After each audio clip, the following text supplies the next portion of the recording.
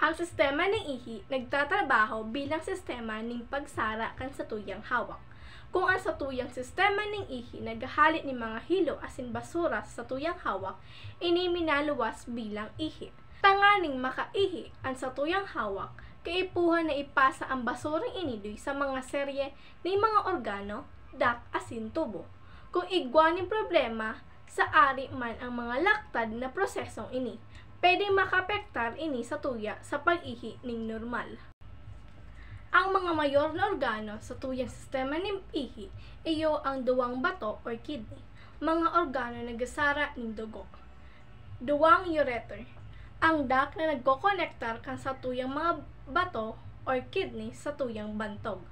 Bladder o bantog, sarong organo na nagkakapot kan sa tuyang ihi. Urethra, sarong tubo na nagkokonekta sa tuyang pantog na nagtutugot sa tatuyang sa pag-ihi, na nagluluwas ng atis sa tuyang hawak.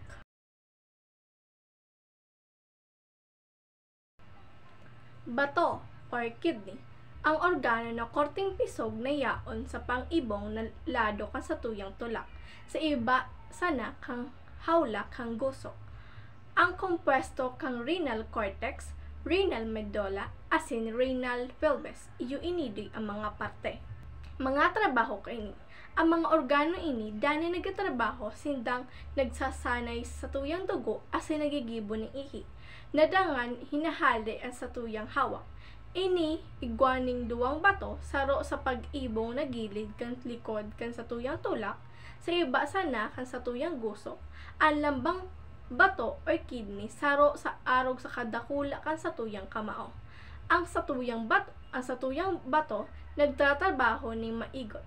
Sinda nagasanay ning mga 120 sagkod 115 litro ning dugo kada aldaw, na nagpuponsiner ning mga saro sagkod 2 litro ning ihi kada aldaw.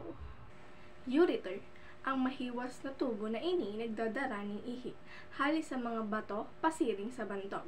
Ang mga kalamnan sa mga lantog kang ureter padagos sa naghihigot asin nagre-relax na pinipilit ang ihi pababa, harayo sa mga bato. Kung ang ihi paatras o tinutugutan ang mga pagtindog, ang impeksyon sa bato pwedeng magkaigwa. Mga kada 10 sagkod 15 segundo ang saradit ng mga kadidad ng ihi tigbubuo sa pantog hali sa mga ureter. Pantog or bladder, iyo inidoy ang guwang korteng lobo na organo na yaon sa tuyang pelvis.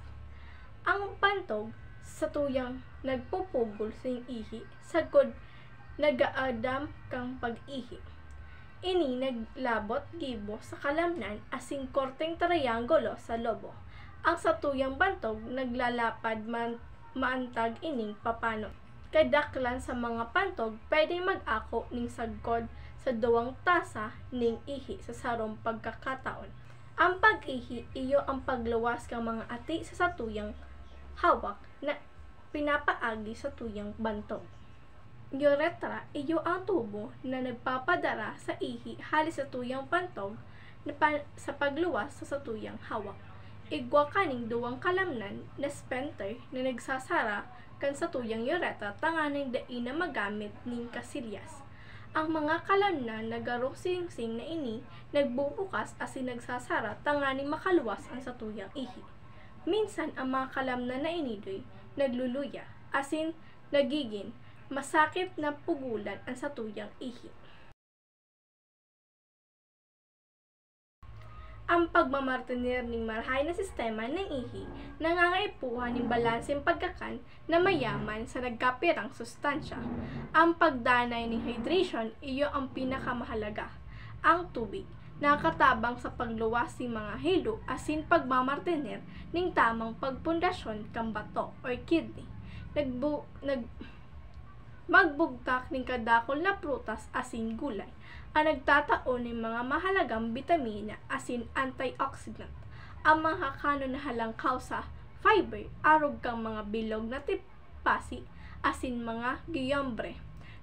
Makakatabang na malikayan ang pagdugo, ang pagbaba kang presyon kaagihan kang ihi, limitasyon sa pagsasaimo sa pag-inom ng mga asin Caffeine, asin, pwedeng makaraot ng mga bato sa satuyang bantog.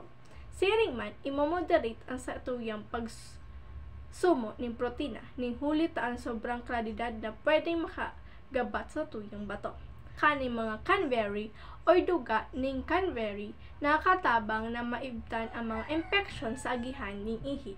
Ang pagkakaning mga manlay lain nakakano na mayaman sa sustansya nakakatabang sa kabilugan kan sa tuyang salud sa satuyang pag-ihi.